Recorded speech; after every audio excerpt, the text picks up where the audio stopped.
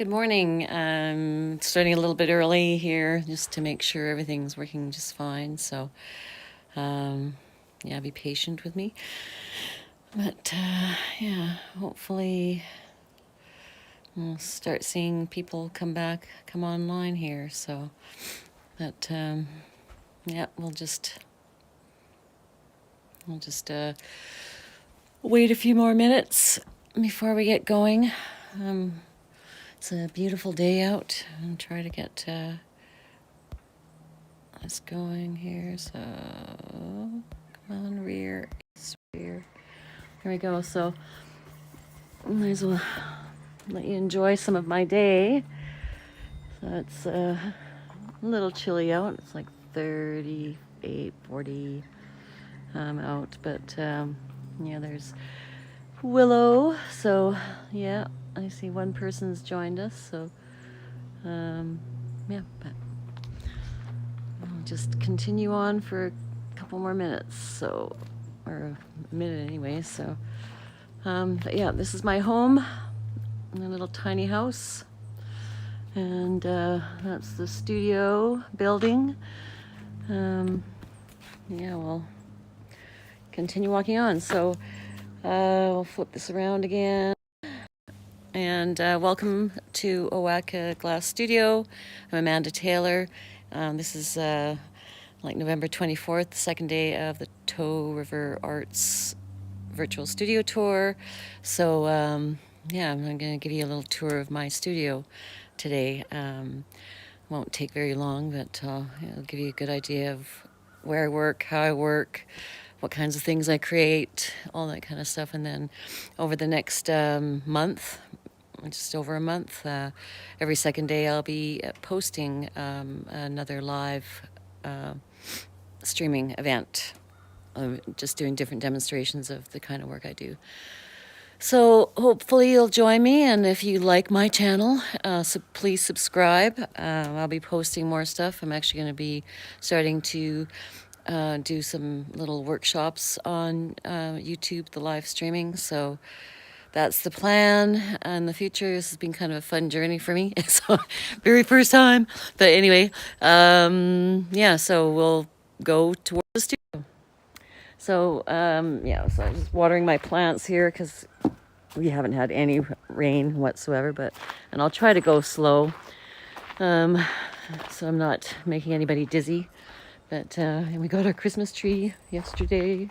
I know it's a little early, but I just wanted to make sure that we actually got it before Thanksgiving. So I heard that it gets busy. So anyways, this is the studio building. Yeah, when we bought the place, it was just the building. The windows need to be replaced. There was no insulation, no chinking. The doors that you're looking at now, those were just regular garage doors. So we actually took those out and put the French doors in, which I'm loving because I can open them up in the studio in the summer. And we have screen doors put on now. So yeah, so in we go to the studio. Okay, I open the door. And it stays like, we don't have any, well, we do have a heater in here, but it stays at about 60 degrees in here, 55, 60 degrees in here all the time. So, and when the kilns are on, then it's actually even warmer. So, but yeah, so this is the kiln room. So we have numerous kilns, as you can see.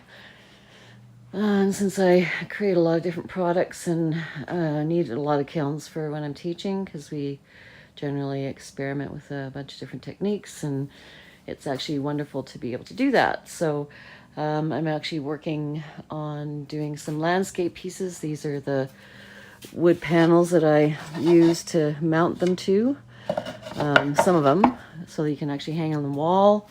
I'll be actually working here tomorrow when I do start on the first part of the creating landscapes in glass. So, or not tomorrow, but on the 26th.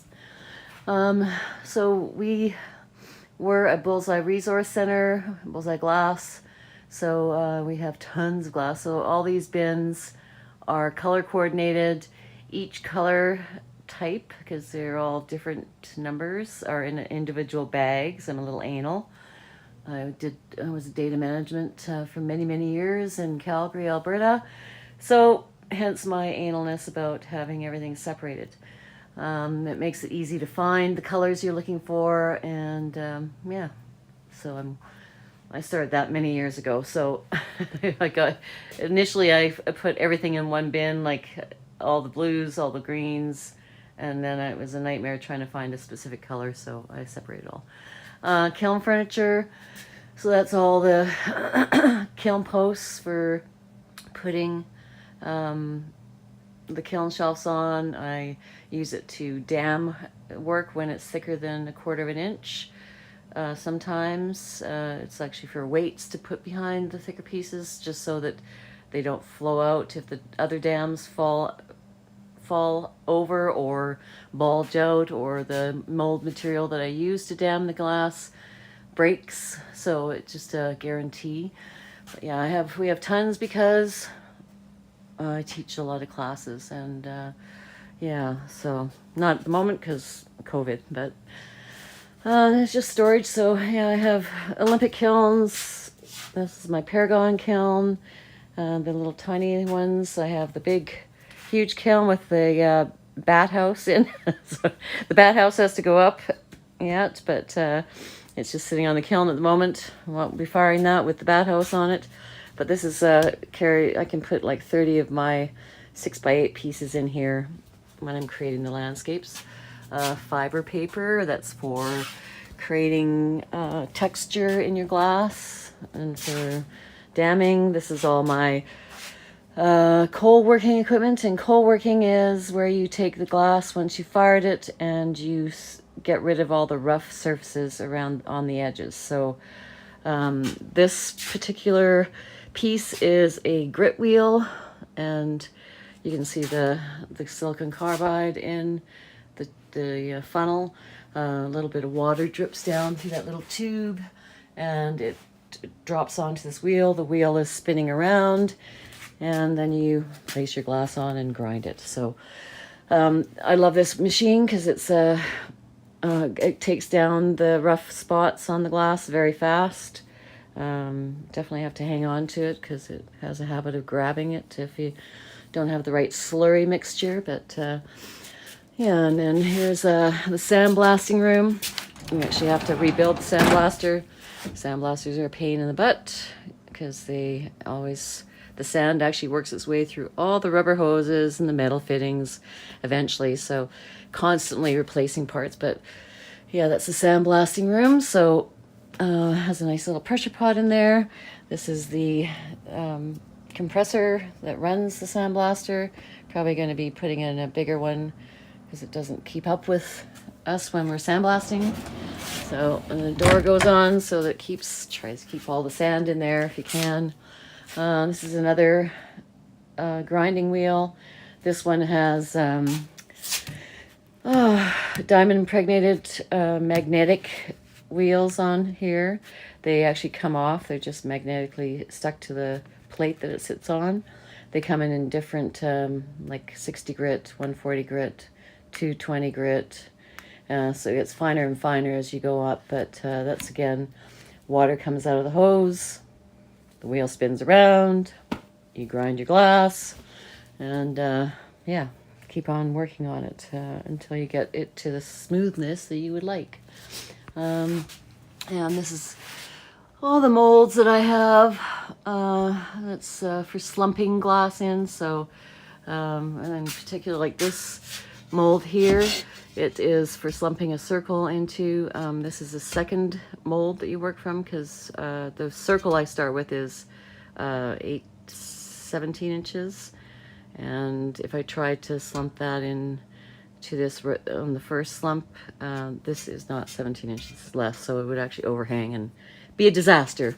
And I'm very sad that this bowl I actually dropped and broke, so but I glued it back together again. There's only one piece missing. I don't know what I'm going to be doing with it, but it was a sad day. But never cry over broken glass. I have some, different, like plaster silica. This is grog. I have some silica sand, and this I use for casting, making molds to cast glass into. So, and that's a different process again. All fun and games, but yeah. And my sink, my wonderful sink, and then this is a glass lathe. So you turn it on, the rubber rope or whatever runs the pulley, and it actually turns this. These are diamond impregnated wheels. They carve into glass, so you can create designs. You can do a bunch of different things with them. It depends on the profile of the wheel. This is a V, and I have rounded ones and like different widths and all that kind of stuff. So, but always water. Always use water when you're grinding glass.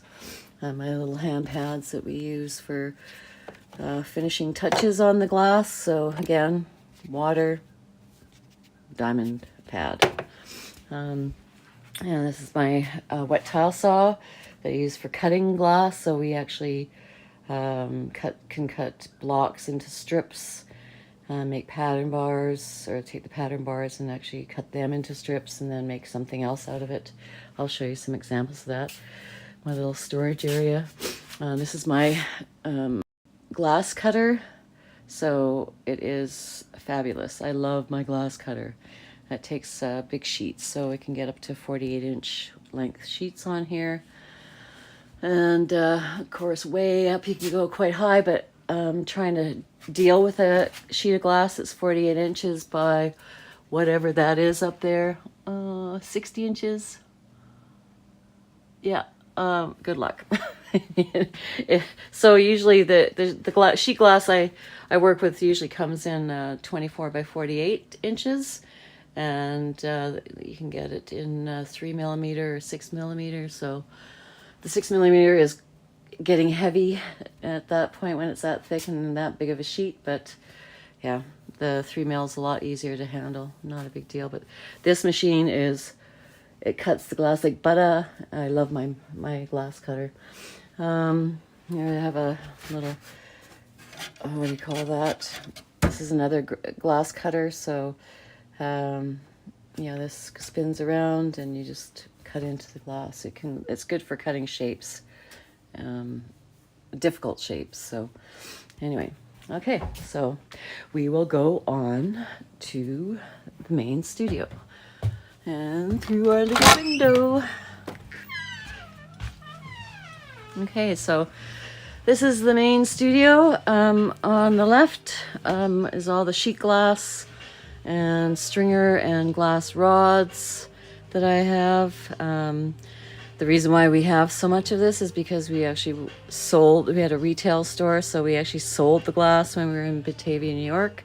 We're not doing that here, but I still sell glass to students and people that come up here and that know that I have this much glass. But yeah, it's all for sale because most of the glass colors that I use, the sheet glass is clear. So unless I'm doing like drop vessels, like making vessels and pattern bars and all that kind of stuff. So it's that's the only time I would use it. But yeah. And here's my main work table. I have all my crushed glass. It's called glass frit. So each color comes in like a powder. Here's powder. And then there's fine back there, a medium and a coarse grit size. So, and I made all these little spoons just so that it's called a freeze infuse process, and I will be showing that in one of my demos. If you check out my schedule. So yeah, I love making my little spoons because it gives me an idea of the shade of like this red compared to, where's another red? Compared to that red down there. So it just gives you a better idea of, and there's another red again. So, they all go from light to dark, everything in between, some of the blues, but yeah, so. And again, I have a full range of bullseye frit.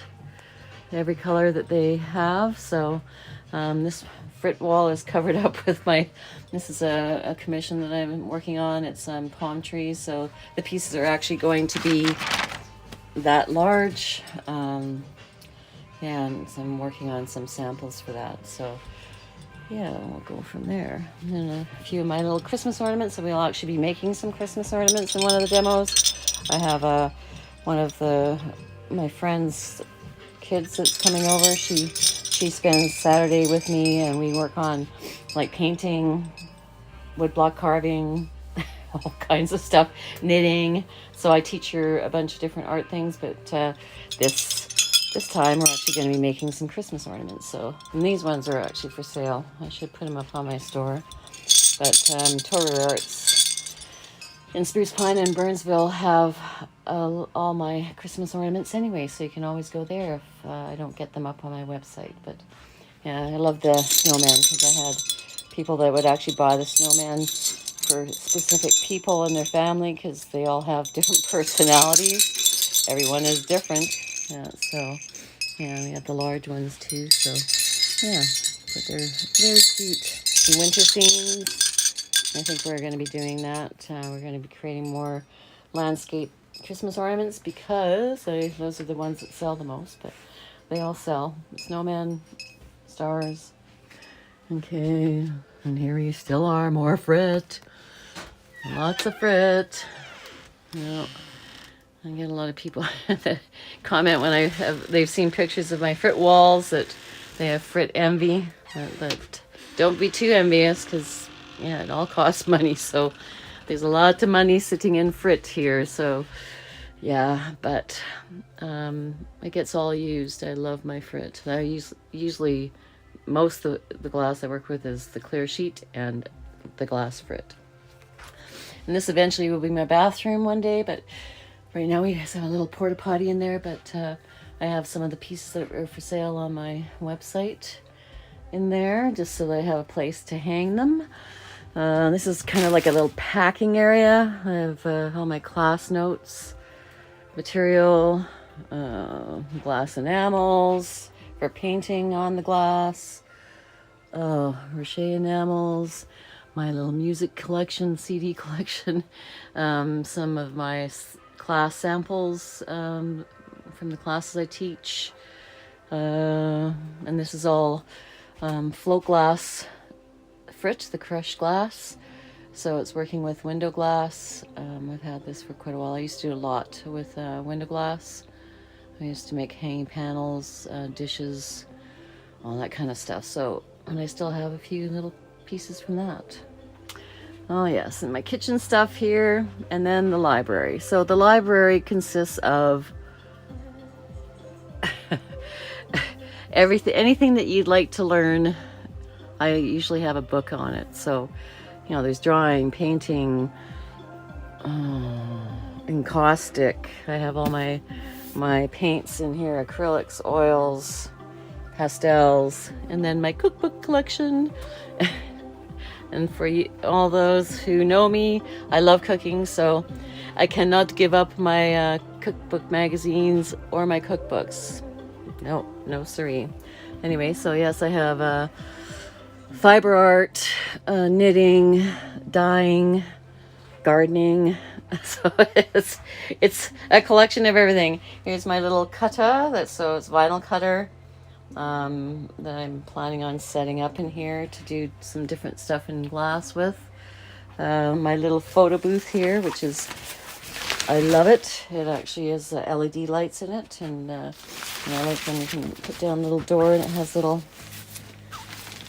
magnets, so it actually closes, so it keeps the light from going into the little light box, so you can actually take a picture from above. Can't really see, there's nothing in there at the moment, but anyway, onward ho. More frit, and then my little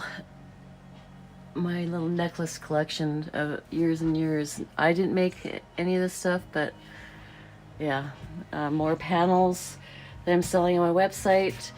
Here's some of those the float glass, the window glass pieces that I used to do, the landscapes. Yeah, I love making these. They're actually very pretty, and I should start making some more. But I have a couple here. If anybody's interested, you can always message me and I'll give you a price. And there's Lance's building back there. So his studio is there. We actually built that for him. So he's going to be doing metalworking, building chandeliers, woodworking, all kinds of stuff in there. And a little Christmas cactus is blooming. Yes, more work that's for sale on my website. Those are like dahlias and yeah, some antiques that we have in our studio. These we brought from New York, so I'm glad I have a big enough studio for some of this furniture to fit in. But this is an oxygen generator, so I am planning on setting up my my torch for making beads. So this enables me to not have to have an oxygen tank in here. Actually, this will actually generate the oxygen I need in order to use the propane oxygen torch. So future. And here's some of Lance's work. So he's making some epoxy woodworked they're charcuterie boards. And they're absolutely beautiful. I love them. He's doing such a nice job. So he's actually going to be, that's one of his product lines. I love the pattern on this. It's yummy yummy. And just our collection of things. Here's some of the panels. This big panel is one of the pieces that I made for the hotel in Niagara-on-the-Lake. There's a video on that, on the ones that are installed. I made 7 of them for them in 2018. So my test pieces made it here. So they are adorning my studio, which is kind of nice. Yeah, this is another work table. But we're actually having a little raclette party tonight. Not really party, we're just having another couple over for dinner for raclette. It's kind of like fondue. These are some, photos of pieces that students have made in mosaic style. Yeah, more library. So all this side is basically glass working, art magazines, ceramics, glass, metalworking, so Japanese paper making. I've taken a couple workshops on that. This is one of Lance's floor lamps that he's made. We haven't got little lights on those, the covers. Actually, I'm going to be doing that for the whole thing, but that was one of his samples that he made. And yeah, my light table. Yeah, here's one of the panels, the birch panels. My little office area. I know I can see we're on that screen on YouTube. Yay, it's working. We put a pellet stove in here. Like there was no heat, no electricity, etc., etc. When we actually bought this place, so this has all been done since we moved in. There is a video on my YouTube channel that takes you through the journey of when we first bought it in 2015 to today. So, and I burnt all the wood on the floors with a torch. So yeah, I did all that last year. Took me a month to do, and then I polyurethaned it all. So, but I love my burnt wood Shoshujibon. There's another one of the float glass pieces that I used to make. Yeah. And so yeah, here's some combing pieces. So it's you put the glass in the kiln in strips of different colors, and you take it up to 1700 degrees, and then you open the kiln up with protection, of course, and drag a stainless steel rake through it to give it to some movement. And both these pieces are like that. So yeah, and some mosaic style work. Yeah. My little window candy that we used to sell, do production on. Still have a few pieces left. Like I said, again, if anybody's interested. And so we'll just continue on. So again, so this area I use for students for when I'm working out here by myself. So I have two big tables like this. So this is one of them. And of course, then you have the other one that's in the part where my sheet glass is. So, and this is like a tray with frit that I use on a constant basis for my landscapes. All the frit that's in these jars is a mix of transparent, opal, and clear, and it's my own little formula for each one: spring, summer, winter, fall colors. Again, yes, here's those panels again. So here's, this is the third one. I actually have 4 of these, and I love how they divide my space up, so they are staying where they are. And here's a carving that I did, a woodblock carving I did. It's the print of a bear. It's called Coming to Getcha. So Tory River Arts Council, they actually sponsored the event with Big Ink, and that was an amazing experience. I've never done any woodblock carving, so it was great, and I love the finished piece. So yeah, hopefully I can do something with those. And over here, so we have an example of some of my landscape pieces. So, and these are going to be like lamps. Well, they are lamps. It's kind of bright at the moment because it doesn't really show through on the phone too well, but and then these are some of the other pieces that will also be, whoa, it's a brat. Doesn't really come through on the, here, we'll turn it down a little bit. So it's on LEDs, and yeah, so you can turn it right down, but we're selling these online as well as at the Southern Highland Craft Guild at the Biltmore. They have one of these pieces, and they also have one of the table lamp ones, but it's a double arm one, so there's another arm coming down instead of a single arm. And so these on the wall are all samples for workshops, just to give you some idea of different temperatures, what the glass does at different temperatures. That's what this board is. Typically we do that in the beginners workshop. Everybody goes home with a board with the varying temperatures and the time. So all of these are put into kiln. Like this one is 1425 for 10 minutes. This is 1450 for 10 minutes. So the one below this is float glass, this is bullseye glass, and this is, float glass, spectrum, and bullseye. So they all do something different because they all melt at different temperatures. So anyway, complicated. And this is like a sample board of, it's pretty coarse frit, so I only take it up to lower temperature, so it keeps that texture to it. And these are little icicles coming down. Mosaic work, so like little micro mosaics. These turn out absolutely beautiful. I'll show you a piece that Lance actually worked on in Turkey when we went to Turkey. I was assisting Patty Gray during the workshop. It was a 2-week workshop, and he made a big piece. But he teaches the mosaic. So this is all different examples of mosaic work and different ways to create different looks. So this piece here, it's a Miriam DeFiore class that she came and taught for us. But this is the start of this piece. So I know it doesn't look like it, but this one is done, like the background is actually in marigold yellow, not the orange, but we worked with marigold yellow on the orange, but you end up starting here and you end up here just by using glass powders to shade, to create the whole thing. It's absolutely beautiful. It's a beautiful technique.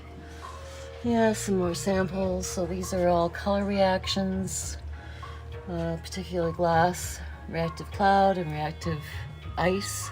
So, and the reactive cloud and reactive ice glass of bullseyes reacts with copper, any copper-based glass. So You can see here, this blue, obviously the red is the reaction between the copper in the blue and the reactive cloud base glass. So, but it's really pretty. I love the reddish tint, and of course it depends on how dark the original glass is on how strong the reaction is. So yeah, but go on and on forever with lots of different things. Yeah, and I have lots of tripods since I started filming a bunch of different things, and I'm planning on filming more, so lots of tripods. And this is one of the examples of what I'm going to be doing a demo on. It's all little glass frit flowers, flower petals and leaves. And yeah, so I'll be going through that whole process on one of the demos. So hopefully you'll tune in for that as well. Like I said, subscribe to my channel. Okay. And so the landscapes, that's what we're going to be doing on Thursday, the 26th. I'm going to start off with the part one. So the part one is actually making all the components. So, you know, and this is kind of a component for this piece. I actually made all these. This is all glass powder. I combined a couple different colors and fired it, and then I broke them up into little bits. But they're, you know, they're, I don't know how to do this in one hand. There we go. So yeah, and then I like broke them up into little bits, and they're actually in this piece somewhere. And I just wanted to try to see if I could get a different look compared to just using the frit. So that's this piece, and I think I have it for sale on the website. You know, and this is kind of like a little test tiles of what using these with frit, regular frit, would do. So that gives you some idea. And here's another woodblock carving I'm doing. It's gonna be a bird. I love the woodblock carving process, so yeah, I'll probably continue doing that. You know, these are some cast like paperweights, so there's like birds flying around in there. It's all done in layers. You can see that you turn it sideways, they go away, but if you look up, you can actually see them flying around. And these are some of the powder wafer pieces I do. I'll actually be doing a demo on that as well. So stay tuned for that, because they're a really cool process, and they're really thin. Like they're just about as thin, the final piece, as that. So when you finish them, so it's all about the firing temperature and the time that's spent at that. So that's a sample for one of the lights. I just did a little test on the colors. This cute little piece, and some drop vessels that I create. So the drop vessels are a blank, like a flat piece of glass that I create. So this is pre-made, and then I drop it through a hole that's in the kiln. So it's put on a board that has a hole in it, elevated in the kiln, and then I watch it drop through it. So this is another piece. So yeah. But anyway, that's another class I teach. More pieces that I have for sale on my website. That's another one of the woodblock carvings I did. Yeah. And I guess that's it for here. So now we will go upstairs. I hope I'm not going too fast. But up the stairs we go. Okay, this is one of the lights. It's way too bright for too much light. But it's actually, maybe I'll turn it off and you might be able to see what is actually on it. So this is all carved in tree trunks and branches, and then the leaves are all made out of frit. So yeah, and the carving is made with the fiber paper that I showed you on the big rolls earlier. So Anyway, but that's two-sided, so you can actually, it's kind of the reverse carving. So on the back side here, the tree trunks and branches were pushed out, and on this side, the tree trunks and branches are pushed in. So it's a kind of yin and yang look. That's a new product that I'm developing. My yoga area. I do yoga every morning. Nice view up the mountain. It's kind of, we do not have any leaves anymore. Winter is here. Yes. So I'll show you Lance's mosaic piece that he did in Turkey. So that's quite a large piece. It's probably, I'd say like 30 inches by 24. So, but all those little pieces were cut and put on the glass and fired, and then we brought it back from Turkey, and what was it, 2, 4, 6, 8, 10, 12, 13 pieces. So, and then we fired it onto another piece of glass, and that will actually not be in this window, but will be put in that window over there, and I think it'll look gorgeous. Again, more samples of work. Hi. And everybody's like, why are those mirrors on your ceiling? Because we had them and I had to put them somewhere. And I love looking at myself all bloated out. No, just kidding. Anyway, so yeah, this is just all friends of mine work, or different artists that I've collected over the years. Some of the work from visiting artists, or pieces that I created during workshops that they came and taught classes for. This is like some screen printing with powders on glass. Just a very subtle piece. It's a Miriam de Fiore technique. It's like painting with light, she calls it. So, but it's all about shading with glass powders and frit to get tones, and it's beautiful. Like I said, it's a beautiful way to work. And now these are so it's pattern bars, which is a bunch of glass put into it, a molded kind of thing, and fired. And the glass kind of creates this pattern. Then you cut it into strips on that tile saw I was talking to you about, and then reassemble it, kind of bookend it, and you get all kinds of different things. So that's a strip construction piece. That's another pattern bar combed piece. That's another pattern bar piece. That's like working with frit, all frit, and that's a screen printing technique. So one of them has, it's draft, so one of them has like texture to it, and the other one is fired to a higher temperature, so it's all smooth. More powder stuck onto a steel plate. So this is really thin glass as well. But yeah, one of my TP pieces that I made so many years ago. Yeah, some, like I said, samples of workshops, kind of hard to see. Yes, poppies, landscapes. Okay, so up here is going to be our, we're going to be putting 2 bedrooms and a bathroom, and a kitchen and living room and dining room. So the living room and dining room is already here, but no kitchen. I also have my displays up here, so there's samples of my work, and also some visiting artist work as well that I've purchased. But most of it is mine. Yeah, so we just have it displayed on these shelves, and Lance's wooden banana tree from Bali. Yeah, so we have the living room here. He said all the samples of work are on display here. So these are some, cast cubes. You can see, how they look different from every angle. Another little mosaic kind of rod using glass rods.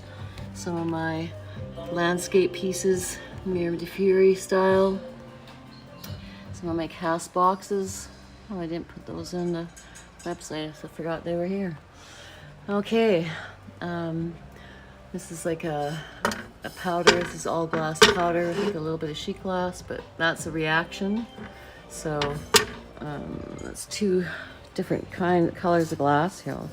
So this on this side, it's like a French vanilla, and then you actually sifted a dense white powder on it over top of it, and that is what the brown is. It's a reaction between the two. Lead reacts with sulfur. So yeah, but more of my drop vessel pieces. Drop vessels, the deep vessels. Just so much work. Some of our recycled glass cast bowls. These are quite heavy, so you can see the individual pieces of glass, but it's in a cone shape, slumped into a cone shape. Some of our little pyramid pieces. So, oh my God, so much stuff. More of the landscapes. Yeah, so that is it. I think we're just about done. So, like I said, this will eventually be a place that our students and friends can come and visit and stay. But for now, it's just kind of a cool place to hang out. But yeah, hope one day we'll have a bathroom and a couple bedrooms over there. Yay! But it's a beautiful, huge space. We are so lucky to have found this beautiful spot in the world and this beautiful space. It matches our personalities and what our vision is for working in the future. So I hope some of you can join me at some point in time. I know probably some of you are watching actually live around here and live just down the hill and just wanted to see what my little video was all about. But I'll switch around again. So that's it. I hope you enjoyed the studio tour.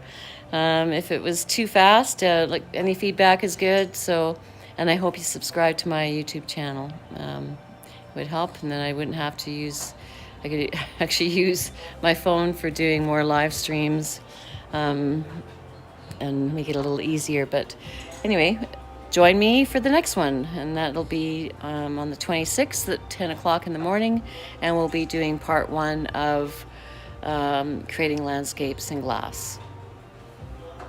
It's been fun. Bye.